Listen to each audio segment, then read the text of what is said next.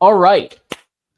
So let's get to 4 key bi-week questions, burning questions or topics that we have here. So we've got season ups and downs. So we're going to give an up and then we're going to give a down and go back and forth on it for a couple of them. And so what do you say a big up has been on the season so far? Barham edge rusher transforming this defensive line, John. I think it can become the Michigan standard, which is a impactful, dominant defensive line that literally bullies offensive lines. That's kind of where I am on the ups. Yeah, Barham was such a great decision to move him to edge. No offense to TJ Guy, right? But just something going on there. I don't know if it's mental. I don't know what. I don't want to speculate. But Barham just has elevated that position so much. And so Moore and Barham are now, I think, a really tough duo. I think Barham could, and this is also a big take, but I think he may, at the end of the season, you may think of him in the same breath as like an Ojabo. I mean, I think if he continues to have the sack numbers and could even be better than an Ojabo. I think better. Barham's like NFL built. I mean, we're really talking first round talent here. If he can if he can continue this, what he's on right now. I mean, I don't know. I mean, the Micah Parsons. I'm not at Micah Parsons. I'm not. But I kind of see what they're saying. Like, Barham's very special. What's his size? I mean, his size is like perfect too. Let's see. By the way, speaking of size, did you see what Bryce Underwood was clocked in at speed wise?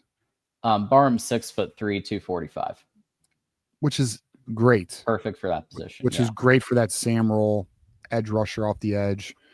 But yeah, dude, Bryce Underwood ran a 21.3 at 6'4", 230. He's like the 5th fastest. I have it on Twitter. I should have had this ready. For those who don't know, Savion Hyder, not to derail the topic here, John, but Savion Hyder and Bryce Underwood were 2 of the fastest players in college football this past weekend. Savion Hyder was, I got it right here. Savion Hyder was 4th in the nation. He came in at 21.4. I'm sorry. Why did I say? I'm sorry, Justice Haynes. Savion Hyder's not here yet. Justice Haynes is 21.5 miles an hour, 4th in the nation. Bryce Underwood, who again is 6'4", 230, came in at 21.3, what made him the 6th fastest in the nation. Wow. That's fucking dumb. Dumb. He's got that speed. That's dumb, dude. That's why it's, and I'll tell you, all right, can we do down? Because I'm ready for my next down. It's related. Let's go. Down, the coaching decision to not utilize Underwood's running ability. And the potential concern that the coaching staff does not identify its strengths until later. And that may have cost us a week 2 loss. So I guess, that would be my down, is just not identifying the strengths of your players by this coaching staff. Yeah. And I think we've talked about that one over and over. And I think message has been received because someone with the money. Yeah. Someone with the money said, hey, don't ever do that again. Like, Bryce can run and let him use his, like, we just paid $12 million to get this kid. Yeah, we're not going to use him. Conversations were had, John. Conversations were had. I will say it was very interesting how Coach Moore talked about that at the press conference yesterday. He basically said Bryce has had the option to run. He just hasn't run. Like, he basically was kind of putting it on Bryce that Bryce had opportunities where if he saw a lane, he was allowed to run. And I don't know how much I buy that. No, we know. And he even said it the Monday after the Oklahoma game. 2 quarterbacks. Unless you have 2 quarterbacks, you don't want to run the fucking quarterback. And then it's interesting how he kind of backtracked there. Well, and then that week after those comments, word is not only did administration, but some of the donors were very unhappy with those comments. Yeah, that's the word. I wonder why. And then there just happened to be a complete 180 on approach the next game. So I think there's more there. I think there's more there than people realize. Speaking of Bryce, let's have an up for Bryce Underwood. Yeah. In general, I think we were high on him coming into the season. Obviously, we were very excited when he switched over from LSU to Michigan and through that whole journey. But I think he has surpassed even our kind of hopes for what he could be at this point. The composure, even in the Oklahoma game, when he was restricted, he looked calm. He looked like he was ready to fight and get after it. Him and Haynes both. And then in Nebraska, he goes into Lincoln, Nebraska, notoriously one of the toughest environments, stacked with Nebraska fans. They were loud. He didn't care. He was a calm, cool, collected customer. Very, very Batman-esque. I don't know. Sources are saying Batman-esque. And I think his abilities have elevated this team to a potential playoff berth even this year, because despite the drops of the wide receivers, he is able to orchestrate the offense. He's made a few freshman mistakes, I'll give you that. But overall, he goes through his progressions. When the receiver isn't there, he isn't afraid to take off and run. He's been able to he looks like I've said all along, he looks like a junior out there. At times, 2022 era JJ before he got injured. That's what he looks like. And I'm impressed. It's literally his fourth start. We need to remember, he had his senior prom 5 months ago. Right. Can't ask for anything. I mean, I think he's killing it. He turned 18 1 month ago. Right. No, his composure is actually the thing that, we knew he was good. We knew he was talented. But his composure is insane. To go into Nebraska and not in the moment's not too big. And then you listen to anyone who knows ball. You listen to anybody. Urban Meyer, Josh Pate, J.D. Piquel, Joel Klatt.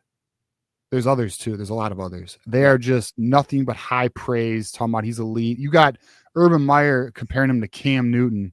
Yeah. And make no mistake, he doesn't want to be saying nice things about this. He would love nothing more than to say that Bryce is underperforming and because he doesn't like Michigan. But he has to, he's saying what we can all see with our own eyes. Yeah, I mean, Bryce is special. He's Batman, bro. That's why I got the shirt. He is Batman. It is what it is. I'm enjoying the journey, man. I'm enjoying, that's the thing too. Enjoy every game, because we're only at 3 years with him. He's gone. So just enjoy every game. Enjoy the growth, the development. It's going to be fun to watch a player of this caliber grow. Because then he's going to go to the NFL, and then then you're going to watch him play for another team. So yeah, I mean, I am really, one thing I'm going to try and do, and I'm already doing it, is just try to remind the fan base to appreciate the present and enjoy the journey with this kid, because this is not normal. We are lucky to be a fan of a team that has this type of talent. And Ohio State knows what I'm talking about here. They're going through the same thing with Jeremiah Smith. When you have these unique unicorns, just enjoy the journey. And of course, Michigan is currently ranked 104th in the country in passing offense. The wide receiver play is abysmal. And I put that on the coaching decisions on who they're putting in those places. And I'm also the evaluation of the talent. And then obviously the execution of it by the players themselves. It's a whole ball of suck.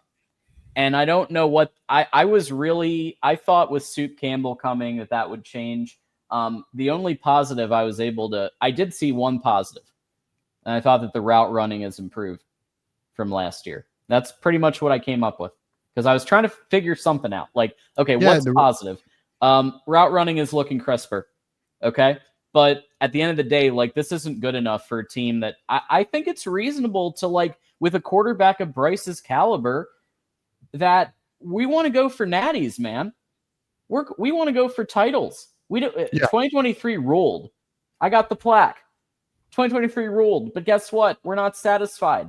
We want to be contending for titles now, just like Ohio State, just like the top people. Like the fact that Penn State right now is the one thought of to like do great things is absolutely laughable. And I think part of the reason is because like Penn State has that 5-star talent. Penn State, they're the media darling every year. But at the end of the day, who wins? Michigan wins, right? And Michigan should be contending this year, in my opinion, for a natty. But the reason that they're not in the conversation is because of the wide receiver play. Because I think Bryce can get us there. I don't know.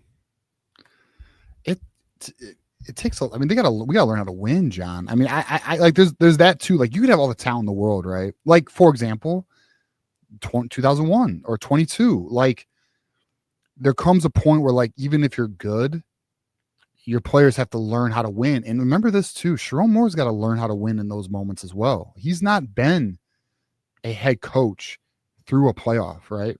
So I don't know. To me, listen, I think it is very fair to say we should be a playoff team and we should get our feet wet in the water. We should experience what that is. Like, I think this team is capable of that.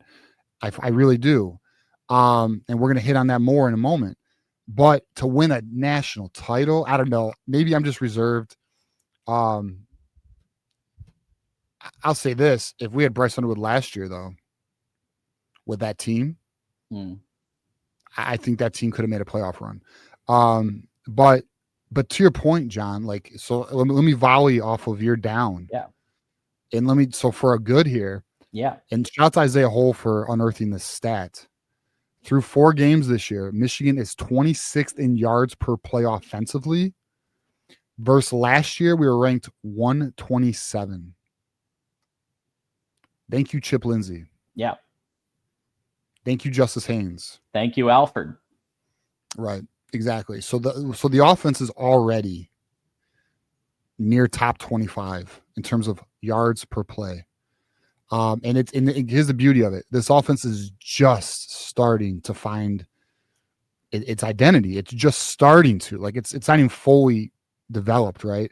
It's in its infancy stage. Bryce is just learning this playbook. That's why it's so exciting. I mean, I'm very optimistic about it all.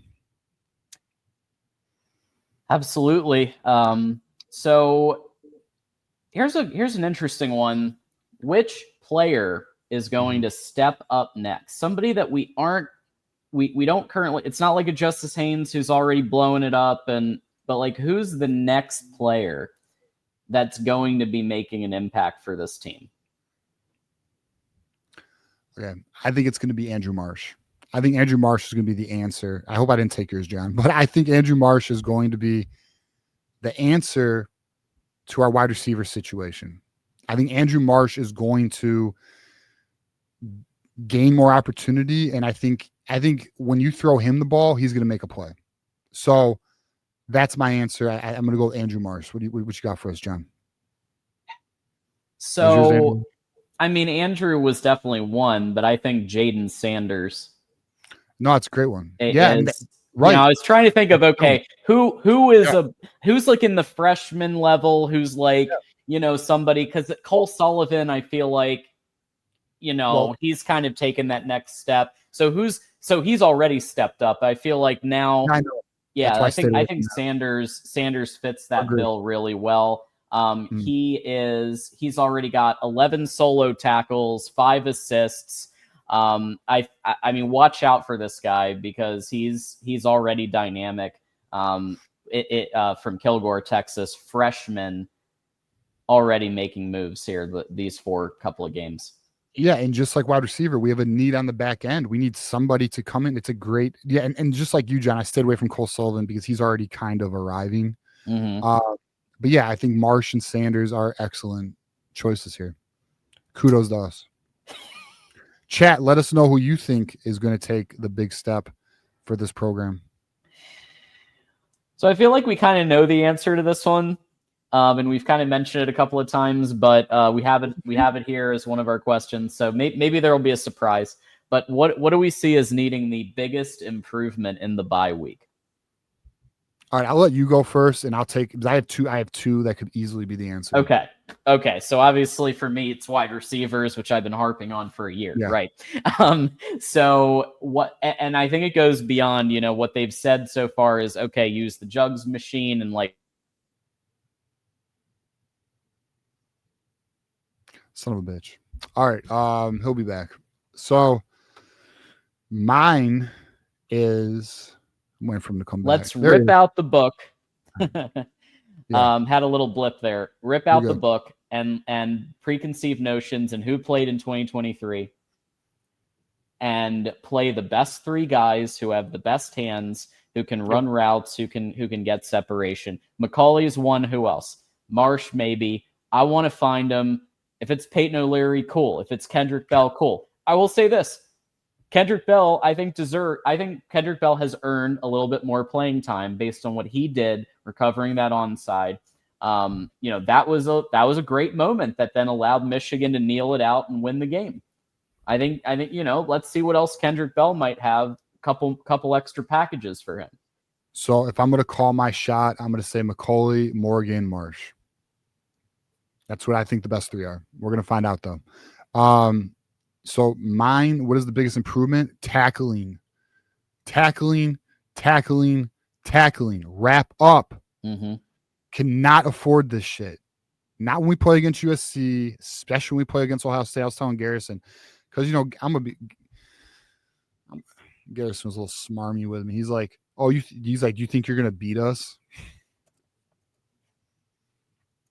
After 4 straight years of beating you, yeah. Yeah, no, he's like, "You don't look like you guys are gonna be." I said, "You could have said the same thing last year." He's like, "I don't care about last year, whatever." But if we do not improve the tackling and the fundamental here, the wrapping up, then no, we're not going to beat Ohio State. We will not beat Ohio State. But if we can get that cleaned up, which I think we can, because that's something that's very, very correctable, then yeah, we're going to be a far better defense and the team will be better. So we're going to, that's where I'm at. So I think, John, if we can improve wide receiver play, catching the ball, and then to my point, tackling, this team is already a lot better. Those are two of our biggest issues. The third, we'll just give a third here, bonus, is the coverage has got to be tighter on the back end of that defense, man. Yeah. And that might be an injury thing too. Like that might be Zeke Berry out and Rod Moore slowly coming back. No question. You're right. The answer may be health. On the back end of that defense, to your point, John. So, yeah. So, our guy, Wolverine Gage, the coverage as well. Exactly. But that could be a health. So like, there you go though. Like, okay, tackling we know can be fixed. That's a focus issue. These kids know how to freaking tackle, bro. Just wrap up, fundamentals, square up, right in the chest, tackle, wrap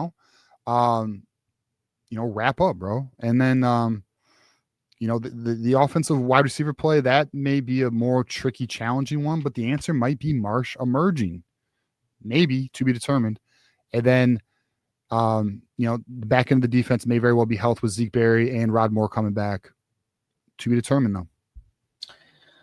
And with that said, leading up to the big question, are we revising our season predictions or are we staying where we are? We'll start with TJ. Oh, you want to start with me? All right. So for those who know and been watching us all off season, I've been very strong on 9-3. I am officially at 10-2. Woo! Yeah, I'm at 10-2. We're going to make the playoffs. I do think we're going to beat. All right. So let's talk about that, John. So if we look at this schedule here, because I've been looking at it. If we look at the schedule for Michigan, I got to freaking find it now. Of course. Look, the next game, we got the bye, obviously, but the next game is going to be Wisconsin. That's a dub, bro. We're going to beat Wisconsin. To be honest, it's the perfect tune-up out of the bye. We should be able to execute the things we worked on coming out of the bye. And then the most critical part of the season is going to come. Okay, you got it up. I love it, John. USC and Washington. If we can get through those two games with victories, and I'm not afraid of either one of them. Now, I do think USC on the road is our second toughest game left on the schedule. But if we can beat USC and Washington, look at what's ahead of us. Michigan State, not afraid. Purdue, we can do it. Northwestern, we can do it. And then you got Maryland. Now, I will say, shout out to their freshman quarterback. The kid's good. Yeah, it's looking good. But I'm not afraid of Maryland. And then you have, yes, the game, which that is where it'll be determined. Like, that is where it'll be determined. Are we an 11-1 team, or are we a 10-2 team? Right. I do have a 10-2. And I will say, as it stands, I don't think we beat Ohio State as it stands right now. I think we got to get tighter, cleaner, and better. Wow. So that's my loss. That's my loss. I have the second loss being Ohio State. But that can change. Like, if this team in the next couple weeks, this back end defense gets tighter, our tackling gets more polished, and our wide receivers get figured out. Do we get our top three guys? Is this offense even more effective? And then on top of that, is our top five offensive linemen figured out? Are they healthy? Is El Hadi healthy? Who's our right guard? Is it Granera? Is it Norton, or is it Afobe? We'll find out. Probably be Norton or Granera, but that's where I'm at, man. I like the Nebraska game impressed me because we beat them on the road, John, and we didn't even play as good as I know we can play, because we have a lot of things to clean up, and I think we can clean those up. A lot of those things are fixable and coachable. Well, I've been at 10-2 all along. I'm going to stay at 10-2. How about that? For the same exact reasons. So I think, look, I had Oklahoma penciled as a potential loss. I was hoping we could pull it out, but there were so many things against us in that game, right? But I did think Nebraska, we'd clutch it out, because Michigan's history is beating Nebraska in one-score games most of the time, and beating that whiner Matt Rule. And that's exactly what we did. No offense, Minnie, but let's be honest, right? So beating Nebraska. So there's room for one more loss to make the playoff. And I think it could be at USC. That's a tough one for travel reasons. That's a very good offense. Or it could be Ohio State. I think it's going to be one of those two. That's the L. 10-2 in the playoff. And then from there, Michigan writes its own ticket at 10-2. We control our destiny right now. The team could just handle the job, the games in front of you, and then come Ohio, which it's a home game, boys. Imagine how hyped that game will be if we're going into that game. What is it, 11-1 then, or 10-1? 10-1. 10-1. Wow. And it's Bryce Underwood's first game against you know who. Mm-hmm. And they want everything, and they're every Buckeye wants this win. We're gonna find out what's up, man. I mean, and then now here's what's crazy, John.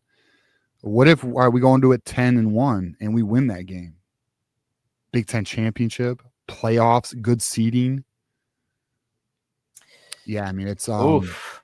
Then we're really in a great spot. And look, I think we all know that Michigan has a specific Ohio State game plan that they prepare for all year. The same will be the case this year, where there is legitimately a completely separate installation, completely separate, like there's the Beat Ohio drills that they do all year long. Beat Ohio, that's part of it. And so part of what they're going to throw at them, we don't know yet. I'm very excited to see what Chip Lindsey can call, given with his experience. But yeah, I think it's very possible that we figure it out. Hogan Hansen comes back healthy. Zeke Berry comes back healthy. Rod Moore plays more. They find Andrew Marsh. They find some other answer at wide receiver. And maybe you put Kendrick Bell or Donovan McCulley on the double pass instead of Samaj Morgan on the double pass. Just saying. They both played quarterback, right? And McCulley was a quarterback in college even. But anyway, Point is 10-2. That's that.